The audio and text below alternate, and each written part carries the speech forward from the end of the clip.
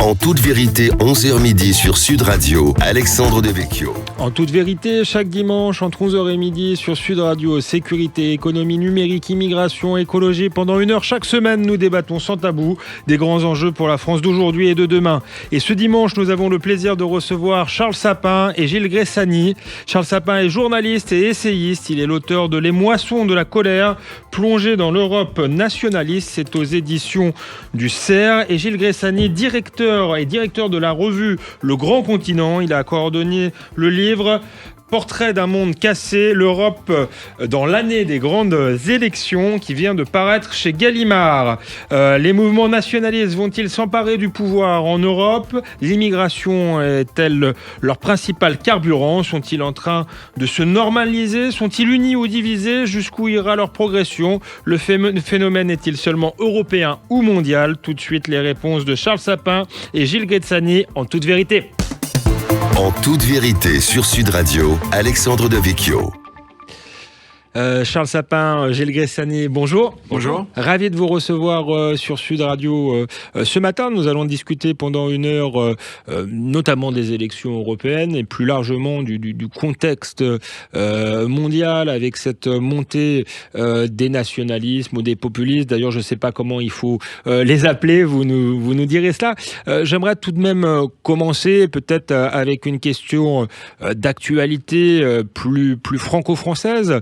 D'abord, une question pour vous, Charles Sapin, puisque vous êtes journaliste, vous travaillez au Point, hein, je ne l'ai pas dit, vous avez travaillé également au Figaro, vous avez suivi longtemps les partis de droite, et notamment de la droite, et le Rassemblement national qui est très largement en tête des européennes, mais aussi il y a eu un sondage très récent, un sondage Sud Radio fiducial Le Figaro, d'ailleurs, montrant que pour la première fois, Marine Le Pen était donné vainqueur au 2e tour selon toutes les configurations. Est-ce que vous y croyez, tout simplement ? Est-ce que c'est une photographie à l'instant T ou est-ce que c'est un sondage qui indique une forme de basculement pour le Rassemblement national ?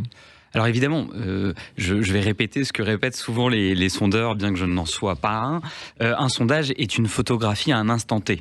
Il se trouve qu'en effet, on voit une dynamique depuis les dernières législatives. Marine Le Pen profite de sondages très éloquents. Elle bat tous ses propres records, que ce soit dans les baromètres d'opinion ou les sondages de popularité. Il y a quand même une limite, quelque chose qu'il faudrait tempérer, puisque l'élection présidentielle est dans 3 ans.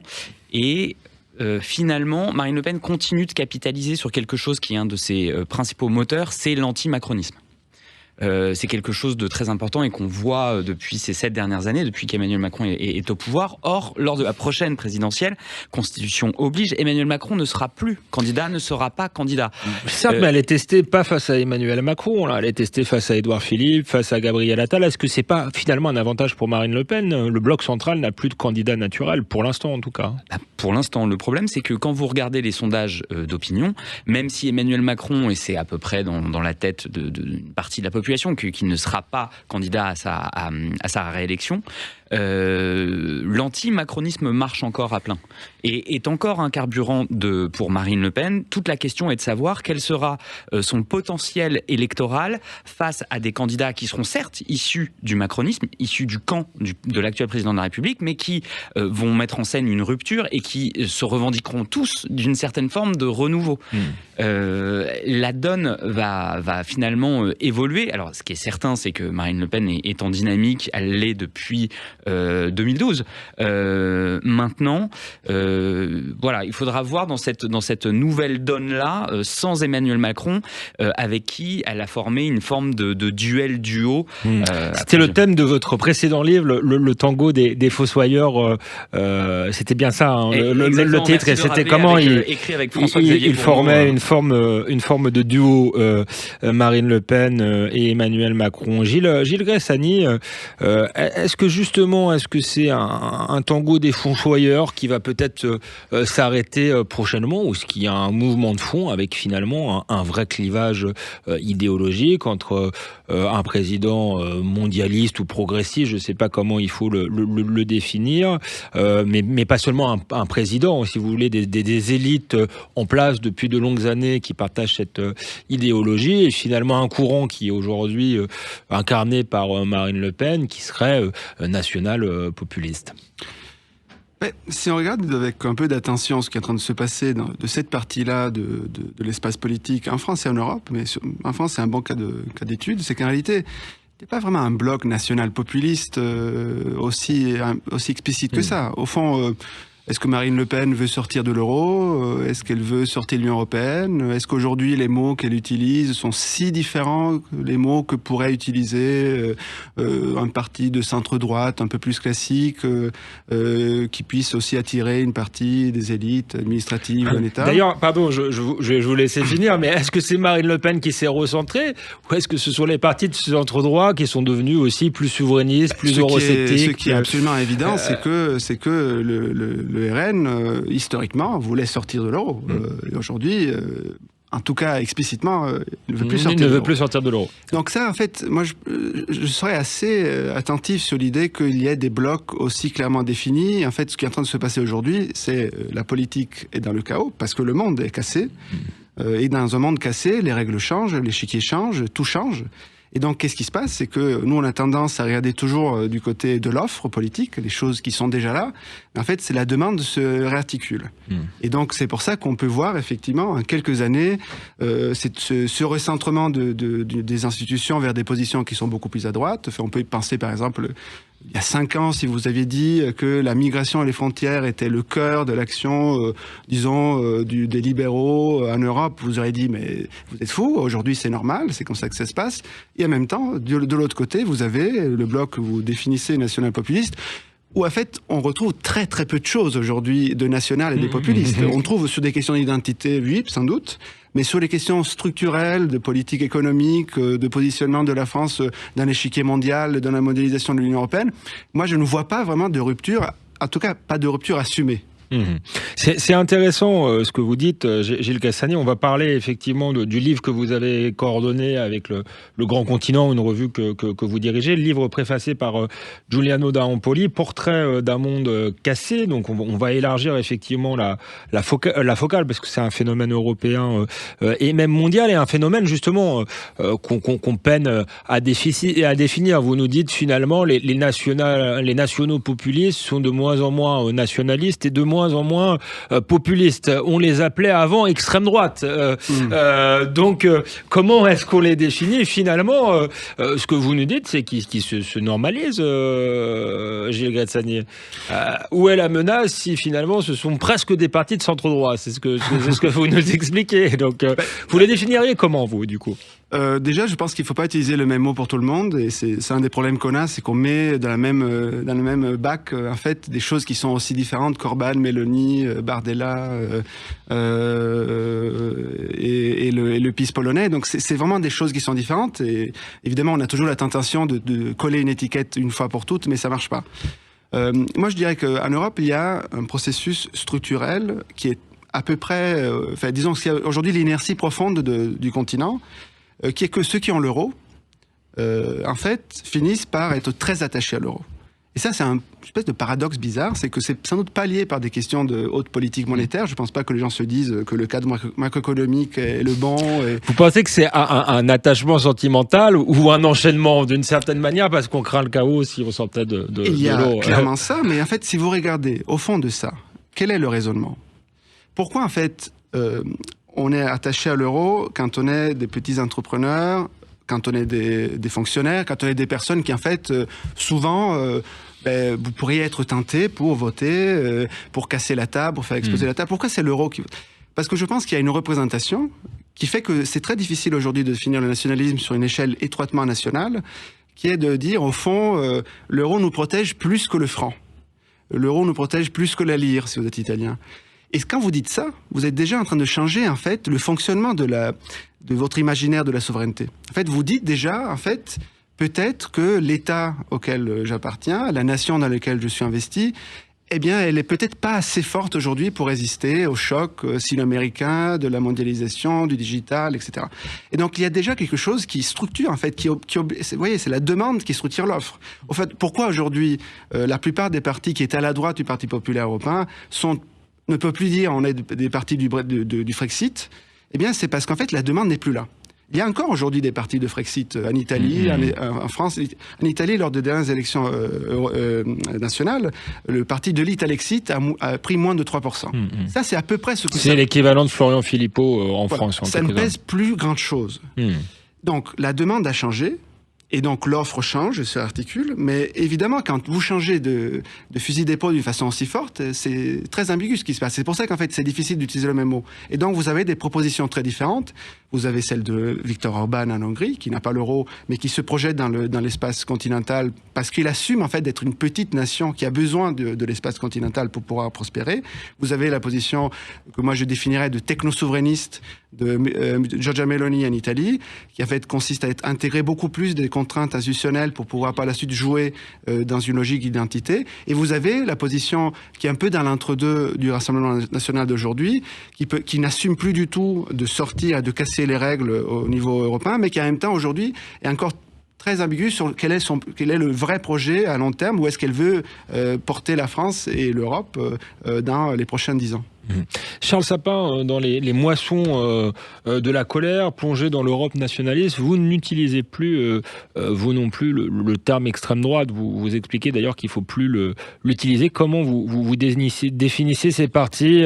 Alors vous expliquez aussi qu'il y a des différences, mais si vous deviez les englober dans un même terme, ce serait nationaliste, puisque vous parlez quand même de plonger dans une Europe nationaliste. Alors, j'ai pas la prétention de dire qu'il ne faut pas utiliser un terme ou juste... À titre personnel, je n'emploie pas le terme extrême droite et il m'a semblé assez naturel et normal de l'expliquer dans ce livre pour qui se poserait la question de pourquoi. Ça fait 6 ans, 7 ans maintenant que je couvre les forces nationalistes en France et maintenant un peu en Europe et j'ai toujours été ennuyé. Je trouve ce terme d'extrême droite inconfortable. Pourquoi ? Parce que il est subjectif. Selon que vous êtes à gauche, à droite, au centre de l'échiquier politique, ce terme, si vous l'employez, ne va pas englober la même réalité. Or, quand on est journaliste, et vous le savez très bien, Alexandre, on a besoin que notre lecteur, notre auditeur comprenne tout de suite ce qu'on essaye de dire sans qu'il ait besoin d'aller chercher la fiche Wikipédia du journaliste pour comprendre. Bon. Le terme extrême droite est un terme valise et il a un autre souci, c'est que il est employé pour parler de choses extrêmement différentes. On parle du terme extrême droite pour parler des totalitarismes génocidaires du XXe siècle. Très bien, mais on l'emploie aussi pour parler de forces politiques qui respectent le jeu démocratique, qui respectent l'issue des urnes et qui s'inscrivent dans les institutions républicaines. Et on l'emploie aussi pour des groupuscules violents qui, au contraire, refusent le jeu électoral et veulent faire tomber les institutions républicaines. À mon sens, c'est très compliqué d'avoir un même terme pour employer des réalités très différentes. Charles Sapin, merci Gilles Gressani. On continue la discussion. Je suis désolé, Charles, je vous ai interrompu, mais de toute manière, on continue à parler de cette montée des populismes en Europe, de ce monde cassé après une courte pause sur Sud Radio, en toute vérité. En toute vérité, 11h midi sur Sud Radio, Alexandre Devecchio. Nous sommes de retour en toute vérité avec Gilles Gressani, directeur de la revue Le Grand Continent, qui est aussi coordinateur d'un livre, Portrait d'un monde cassé, l'Europe dans l'année des grandes élections. C'est chez Gallimard, c'est préfacé par Giuliano da Empoli. Et nous sommes également avec Charles Sapin, auteur de Les moissons de la colère, plongé dans l'Europe nationaliste, c'est aux éditions du CERF, et nous parlons de ces élections européennes, mais plus généralement de la recomposition politique mondiale, avec la montée de nouveaux partis qui apparaissent assez différents des partis traditionnels de centre-droit et de centre-gauche, et qu'on peine peut-être à définir. Avant la pause, Charles Sapin, vous nous disiez que le terme d'extrême droite, vous préfériez ne pas l'employer parce que quand on parle d'extrême droite, on pense aux régimes totalitaires qui ont commis des génocides. génocide, c'est un terme flou. Donc on peut penser au régime totalitaire, on peut penser à des groupuscules violents. Or vous suivez en tant que journaliste, puisque vous êtes journaliste au Point, des partis effectivement qui participent aux élections, qui respectent le jeu démocratique, qui n'utilisent pas la violence. Néanmoins, comment est-ce que vous les qualifieriez? Est-ce que le terme populiste est lui aussi trop flou? Non, le terme populiste n'est pas flou, mais encore une fois, il recouvre une réalité qui ne permet pas d'englober la totalité des forces que moi j'appelle nationalistes. Alors, c'est vrai qu'il y a un terme qui est ancien des sciences politiques qui permet de parler de ces forces, qui est le nationalisme. C'est un terme qui permet de rattacher à presque 2 siècles de filiation historique et idéologique. En sillonnant l'Europe pendant un peu plus d'1 an, je suis allé à la rencontre et à la recherche de ces forces nationalistes, et ce qui m'a semblé intéressant, c'est que ça m'a amené à distinguer entre 2 types de forces nationalistes. D'une part, les nationaux populistes, pour reprendre ce terme, que nous, on connaît bien en France, parce que Marine Le Pen et le Rassemblement national est l'une des têtes d'affiche. Ces forces nationalistes ont pour substrat idéologique cette opposition entre un peuple et une élite. C'est vraiment la base. Ils ont souvent une ambition de dépassement du clivage entre droite et gauche, et les questions sociales sont plus prégnantes que les questions sociétales. Ce qui est très différent, en fait, avec l'autre grande famille des nationalistes, qui sont les nationaux conservateurs, dont Giorgia Meloni, en Italie, est la chef de file incontestée depuis sa victoire électorale en 2022. Si vous voulez, qui elle n'a pas cet anti-élitisme, bien au contraire, qui se revendique de droite et pour qui le sociétal a une importance capitale, puisqu'elle porte une vision civilisationnelle et son opposition à toute révolution anthropologique ou sociétale radicale, c'est quelque chose de très profond dans son ADN. Et c'est intéressant pour finalement résumer cette opposition entre nationaux populistes et nationaux conservateurs. Il suffit de comparer Marine Le Pen et Giorgia Meloni, qui n'ont rien à voir. Est-ce que la vraie différence entre les deux, Charles Sapin, pardonnez-moi, c'est pas tout simplement le fait qu'il y en a une qui est au pouvoir et l'autre pas? Comme nous le disait Gilles Grazzani, Marine Le Pen a déjà beaucoup évolué. Elle voulait sortir de l'euro il y a quelques années, c'est plus le cas. Depuis qu'elle est à l'Assemblée nationale, on voit qu'elle s'est notabilisée. Certes, elle en fait peut-être moins sur le wokisme que Giorgia Meloni, mais on la voit mal faire de grandes réformes sociétales pour aller dans le sens de toutes les idéologies de la déconstruction, Marine Le Pen. Donc, est-ce que finalement ces clivages-là ne sont pas exacerbés, d'une part parce que le fait qu'on est en période d'élection et qu'elles vont être concurrentes dans ces élections, et d'autre part, voilà, par le fait que quand on est hors du pouvoir, on a tendance à être plus radical que quand on occupe le pouvoir. Giorgia Meloni était elle-même très radicale. Elle avait refusé, c'est ce qui lui avait permis de tuer d'une certaine manière son principal concurrent, qui était Salvini. Elle avait refusé d'entrer au gouvernement et de soutenir le gouvernement technique italien. Alors vous avez raison, mais dans ce que vous venez de dire, il y a 2 choses. Il y a des différences de fond entre Marine Le Pen et Giorgia Meloni, quelle que soit leur situation, leur position particulière. Et si Marine Le Pen arrivait au pouvoir, il y aurait des différences qui continueraient d'exister avec Giorgia Meloni, pour une raison simple. Marine Le Pen dit ne pas savoir ce qu'est la droite, Giorgia Meloni se revendique de la droite. Marine Le Pen assume un mépris total des sujets sociétaux, alors que Giorgia Meloni se revendique et se pose en disciple de Roger Scruton, un conservateur bien connu.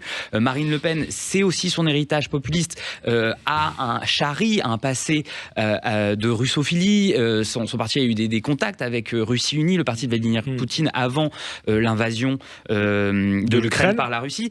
Giorgia Meloni, absolument pas. C'est une atlantiste et en Europe s'affiche comme l'une des premiers soutiens à l'Ukraine.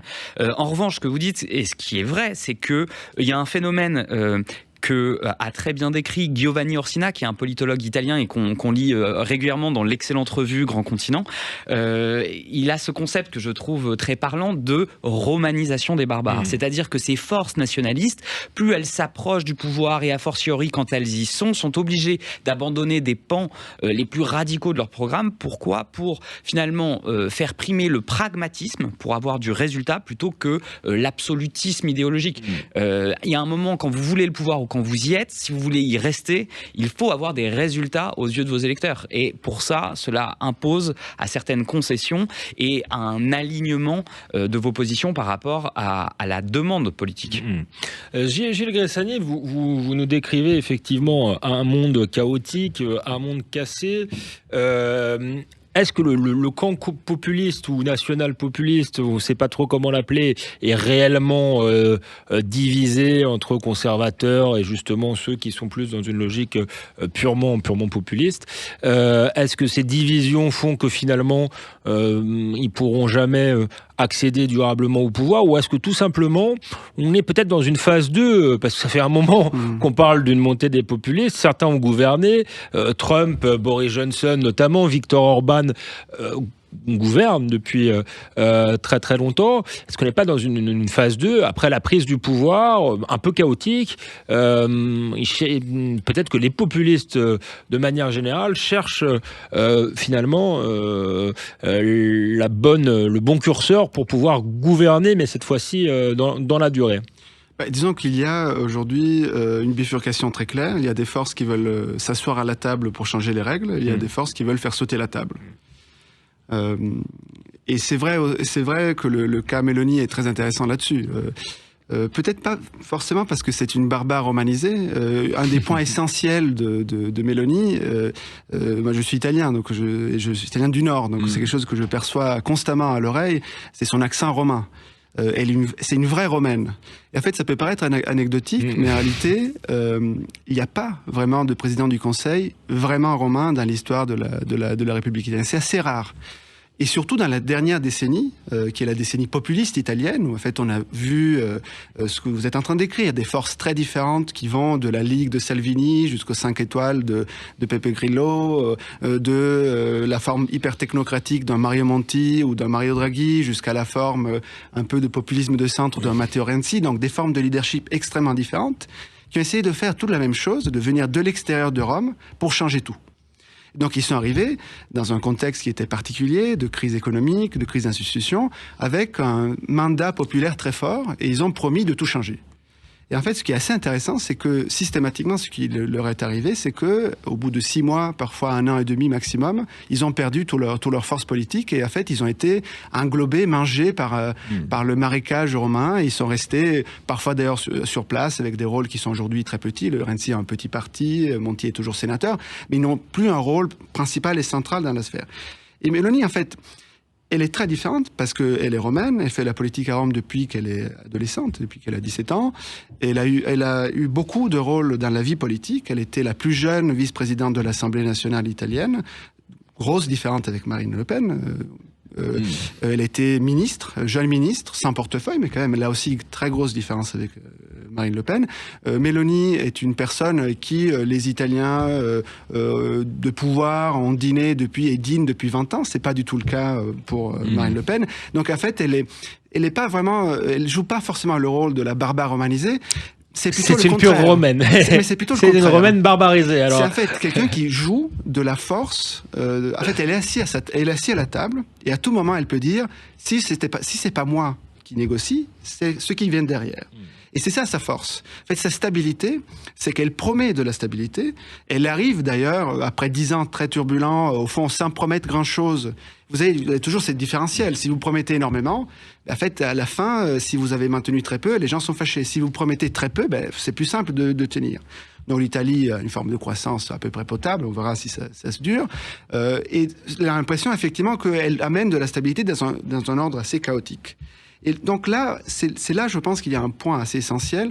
Aujourd'hui, il y a deux types de droite à la droite du Parti populaire, ceux qui veulent, et même d'ailleurs de la gauche, ceux qui veulent accentuer le chaos et qui ont une théorie du changement qui passe par le fait de proposer, au fond, comme une espèce d'effet catalysateur, de faire exploser la machine, ou ceux qui disent, en revanche, nous sommes le joint qui permet d'utiliser l'énergie qui se retrouve à l'extérieur pour essayer de la faire évoluer de l'intérieur.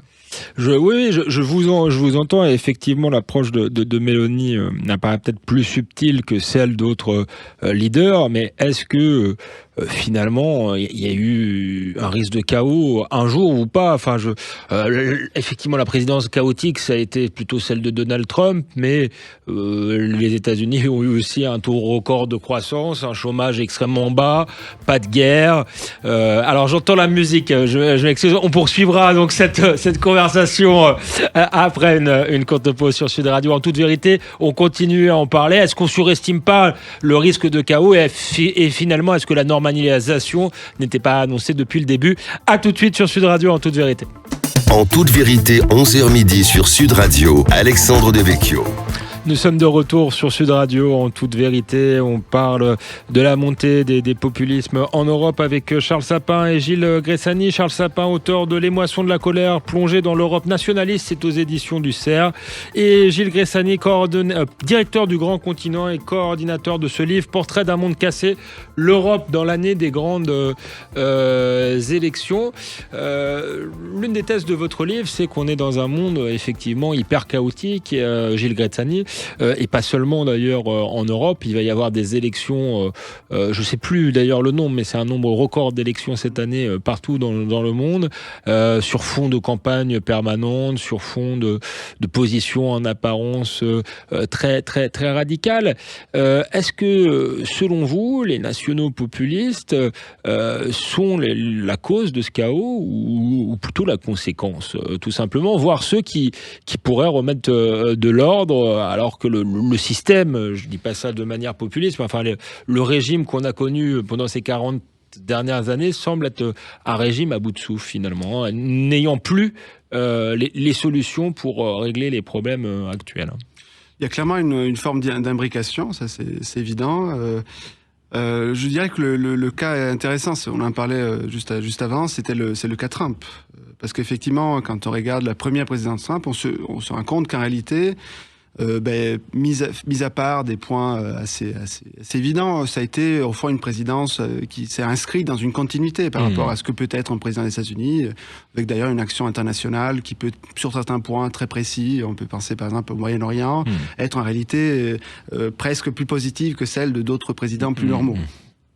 Donc, au fond, la question qu'on peut se poser, c'est est-ce qu'un Trump bis serait plus dangereux, plus inquiétant, plus chaotique ?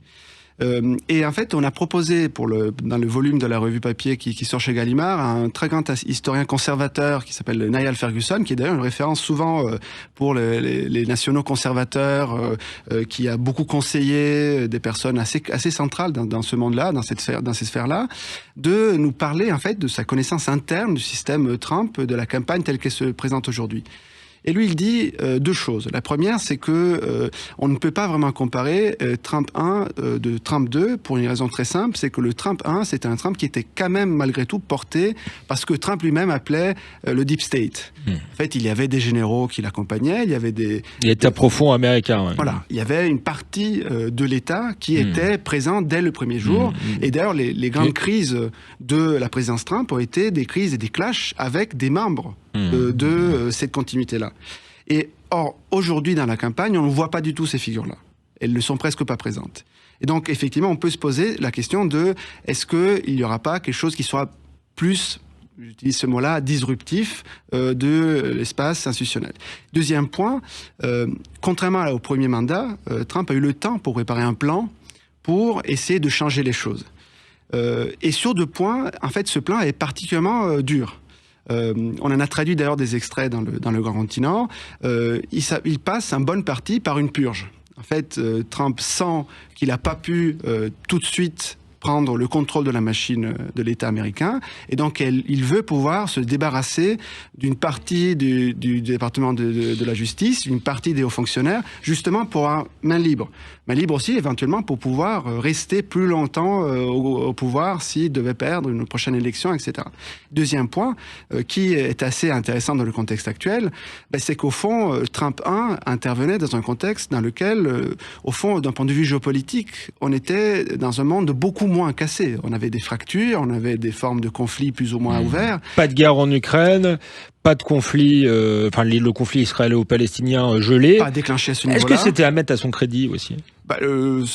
C'est difficile de... Voilà, le Moyen-Orient, c'est un espace assez complexe, donc on sait que tout est peu directionnel, mais on a vu effectivement dans son action la capacité la normalisation, puisque c'est un mot qu'on utilise beaucoup aujourd'hui, de la relation entre les pays arabes et Israël a été en bonne partie portée effectivement par les pactes d'Abraham, dont il était un des principaux promoteurs. Et d'ailleurs, il y a une forme de continuité paradoxale, parce que Biden, au fond, essayait de continuer cela avec le fameux méga-deal entre les Saoudiens et Israël, qui serait d'ailleurs, selon certains, selon les Saoudiens même, apparemment, une des causes profondes du 7 octobre. Le Hamas voulant faire exploser la possibilité d'avoir une normalisation de ces relations. Donc voilà, je pense qu'il faut faire peut-être un peu attention. Là aussi, la politique change. Trump n'est pas le même. Le contexte n'est pas le même. Le contexte n'est pas du tout le même. Charles Sapin, est-ce que vous pensez que les populistes sont générateurs du chaos, comme beaucoup d'observateurs médiatiques le pensent, ou est-ce qu'ils sont plutôt le symptôme ou la conséquence de ce chaos, voire peut-être dans certains cas la solution pour remédier à ce chaos? Je redirais exactement la même chose que Gilles. C'est vrai qu'il y a des imbrications. Déjà, quand on reprend d'un point de vue un peu historique, ou en tout cas le début de la période que nous vivons, c'était plutôt le symptôme. Il y a eu un événement extrêmement important au niveau politique qui a fait l'effet d'une bombe à détonation lente, qui est la crise de 2008.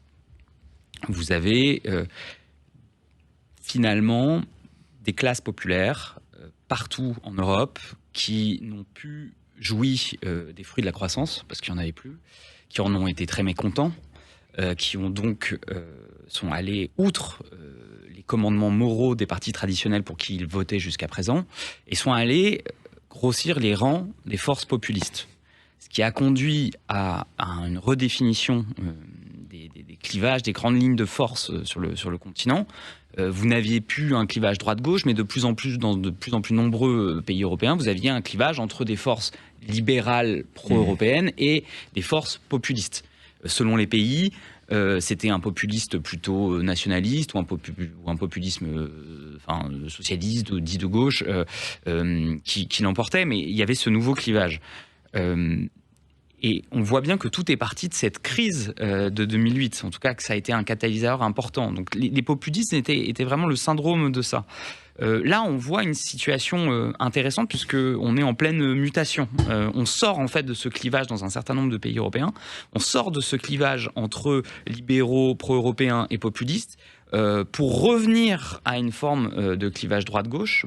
Pourquoi ? Parce que vous avez des forces de droite traditionnelles qui sont témoins soit de leur propre effondrement, soit de l'effondrement de leurs alliés historiques, qui sont les alliés du centre, avec qui ils formaient ce bloc libéral pro-européen, et qui, pour conquérir le pouvoir ou s'y maintenir, sont contraints de faire un revirement d'alliance en tendant la main ou en s'alliant avec des forces nationalistes contre lesquelles, pendant des années, ils ont érigé patiemment une digue.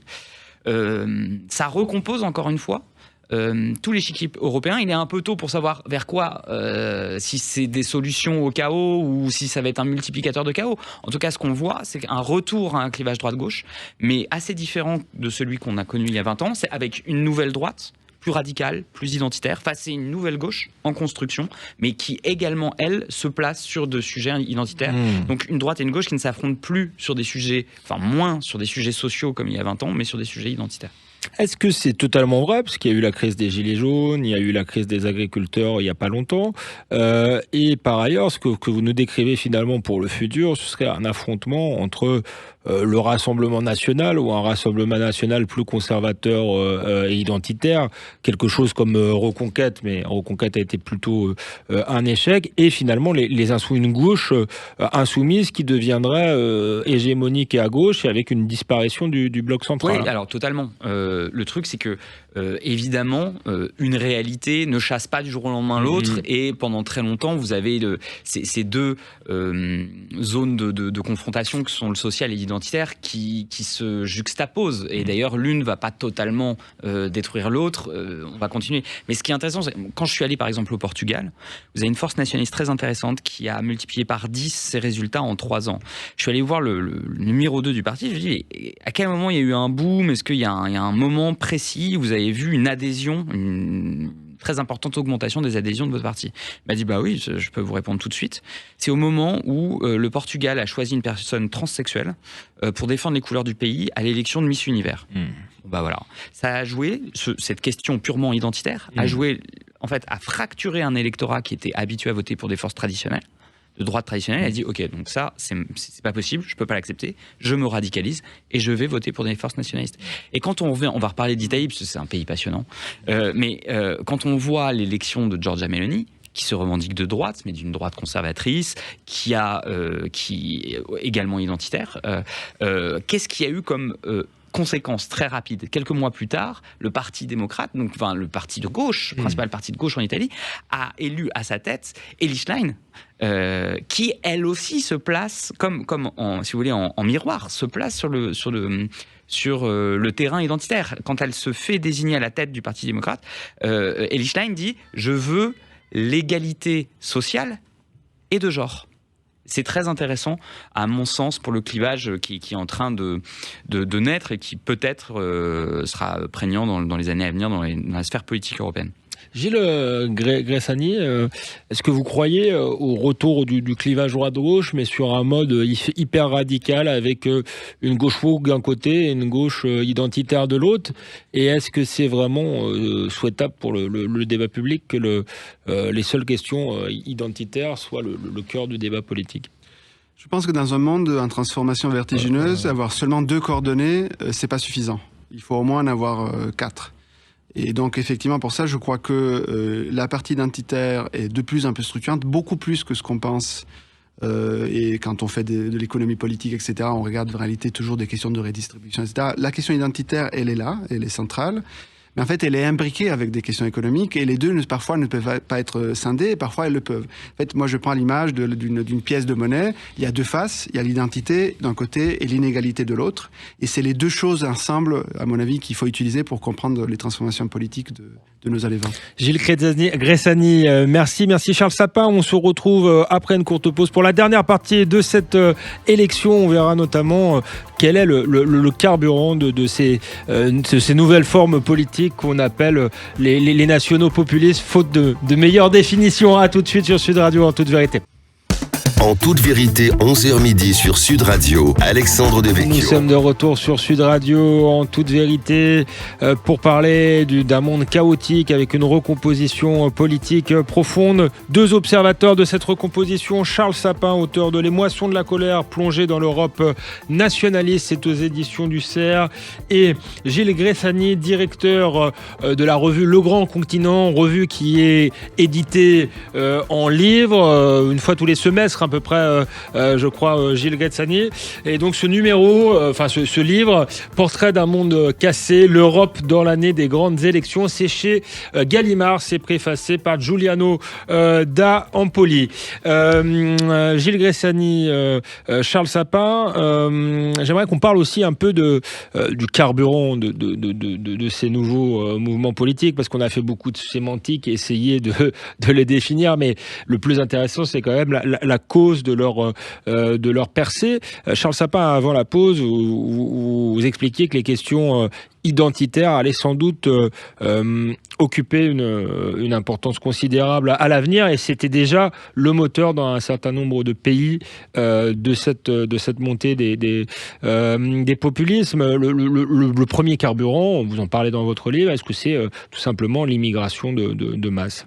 Totalement. Moi, ce qui m'a marqué, si vous voulez, dans ce tour d'Europe, c'est que qu'importe les frontières, qu'importe les modes de scrutin ou les histoires nationales singulières, vous avez des ressorts redondants, récurrents de toutes les forces nationalistes en Europe. Et le premier de ressort, sans conteste, est la faillite des partis traditionnels, de droite comme de gauche, à apporter une réponse pérenne à la question de l'immigration, que ce soit par l'intégration ou la régulation des flux.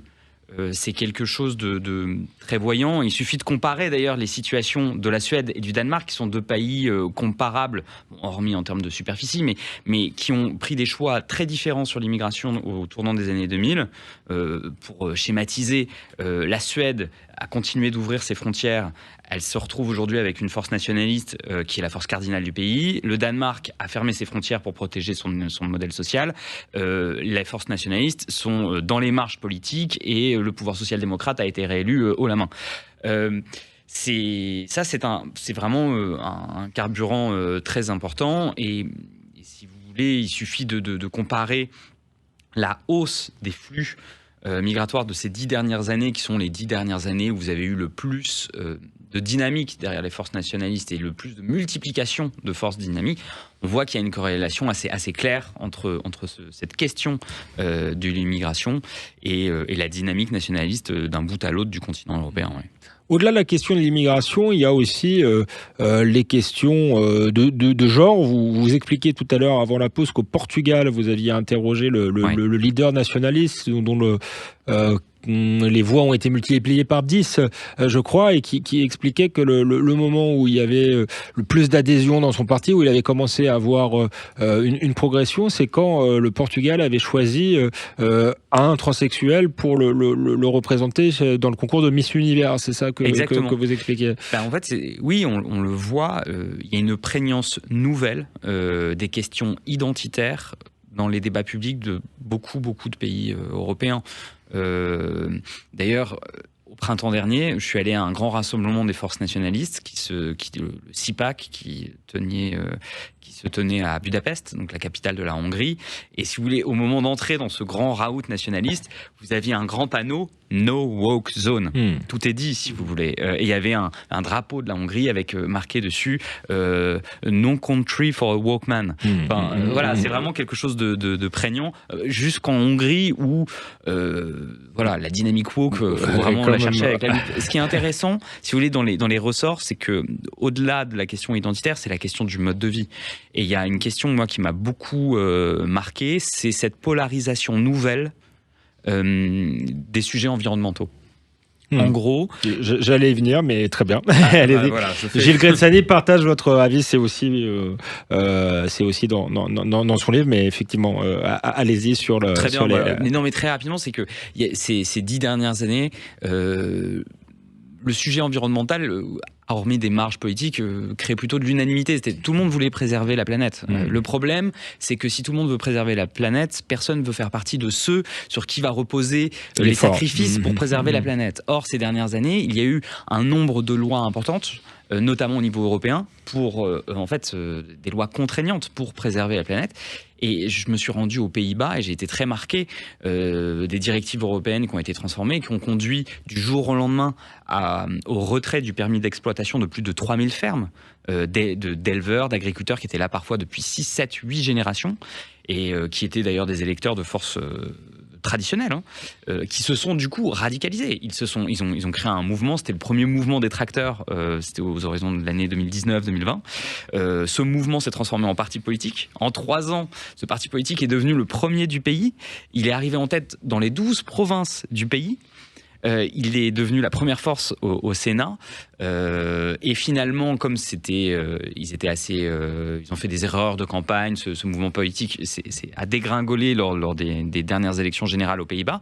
Mais ces électeurs qui s'étaient radicalisés par la cause environnementale ne sont pas retournés dans les partis traditionnels. Ils ont directement nourri Geert Wilders, c'est-à-dire le leader populiste historique des Pays-Bas, et lui a permis en fait d'arriver en tête des élections.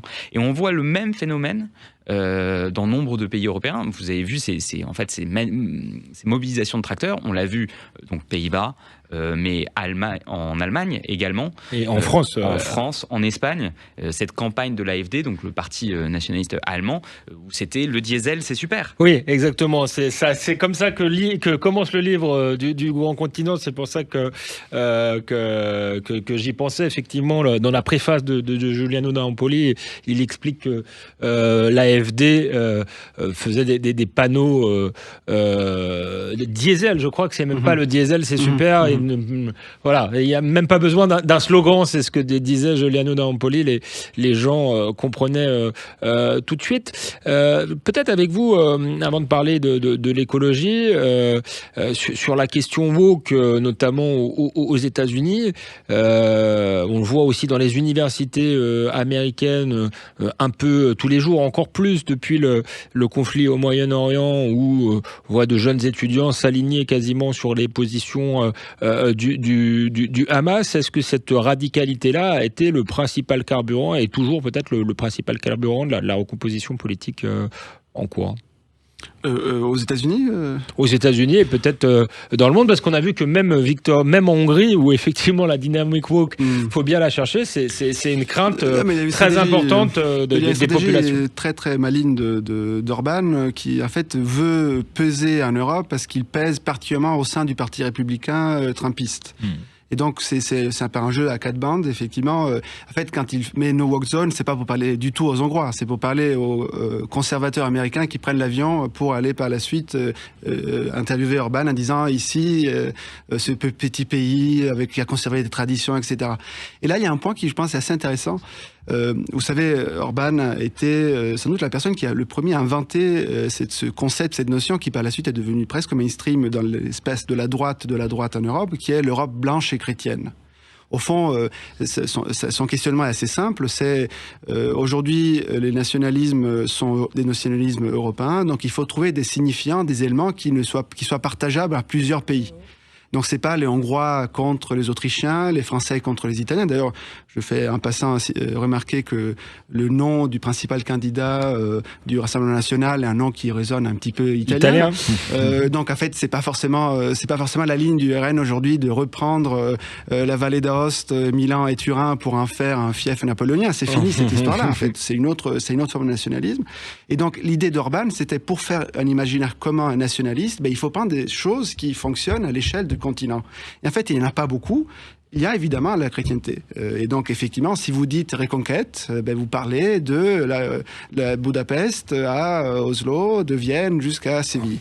Or, le paradoxe dans cette dynamique-là, c'est qu'en fait, et je crois que c'est un paradoxe vraiment structurant, c'est qu'évidemment, il y a une dynamique de rhétorique civilisationnelle, mais en fait, les personnes qui portent par la suite cette dynamique, et même les personnes qui répondent à ces dynamiques, ne sont pas prêts, en réalité, à changer leur mode de vie en devenant des cathos intégristes, en se confessant 3 fois par jour, en faisant le carême, etc. Mais c'est pour ça que je vous disais, vous m'avez répondu Orban, ce qui est très, très intéressant, mais moi, je vous parlais à radicalité woke. Est-ce que c'est pas un carburant, justement, et que Orban, effectivement, il n'a pas créé une Hongrie intégriste. Il suffit d'aller en Hongrie pour voir que c'est pas une dictature intégriste. Donc, est-ce que c'est tout simplement une radicalité wokiste qui fait que les partis de droite s'y opposent tout simplement et veulent ralentir un progrès devenu fou. Je crois qu'il y a un point qui est vraiment assez central, c'est que aujourd'hui l'affect qui réunit la droite du PPE, c'est le fameux dicton les phrases attribuées à Pompidou sur le fait de ne pas vouloir emmerder les Français. Au fond, il y a une forme d'hédonisme sécuritaire qui fait que les gens n'ont pas envie d'être emmerdés. Mais ça, c'est assez délicat, assez compliqué, parce que ça signifie aussi qu'ils veulent pas non plus, qu'ils croient pas non plus jusqu'au bout. Par exemple, aux croisades de Mélanie contre l'avortement. Ils sont pas prêts à suivre Mélanie pour interdire l'avortement en Italie. Ils sont pas prêts à suivre Mélanie qui d'ailleurs elle-même... Non, mais elle le propose pas, ça tombe bien, non? Mais en fait, elle en fait quand même un instrument de sa bataille culturelle. Et c'est clair qu'à terme, il pourrait y avoir des changements de règles, etc. Mais ce qui est intéressant, c'est qu'effectivement, ça reste un niveau qui est celui de la rhétorique. Au fond, c'est une guerre culturelle qui est sollicitée, mais qui n'est pas portée en réalité pour changer la société. Parce que, en fait, le problème structurant que nous avons, c'est que nous sommes face à des transitions, des transformations, des bouleversements, mais en fait, on ne sait pas comment faire pour changer la société. Et en fait, aujourd'hui, on se rend compte avec la question écologique de manière très évidente, dès qu'on essaye de proposer de changer des modes de vie, immédiatement, on trouve des réactions hyper violentes et hyper puissantes. Et donc, même sur une question qui est assez majoritaire, moi, je prends toujours un exemple qui paraît parfois un peu paradoxal, mais en fait, si vous dites qu'il faut protéger les animaux et la planète, vous mettez autour de la table Brigitte Bardot et Sandrine Rousseau. Donc, c'est assez large, en fait, comme consensus. En fait, dès que vous essayez par la suite de transformer la société pour aller dans ce sens-là, immédiatement, vous crispez, vous cassez tous. Eh bien, on casse tout. On verra ça dans le futur. On verra notamment avec le résultat de ces élections européennes. En vous écoutant, d'ailleurs, on voit que le changement est tout de même progressif. Le résultat, je crois, de ces élections européennes ne renversera pas la table, quel qu'il soit. Mais en tout cas, c'était passionnant. Et donc, vous serez réinvité sans doute bientôt pour voir peut-être la phase 3 du populisme. Merci. Je vous laisse avec les informations et je vous dis à la semaine prochaine pour un nouveau numéro dans Toute Vérité.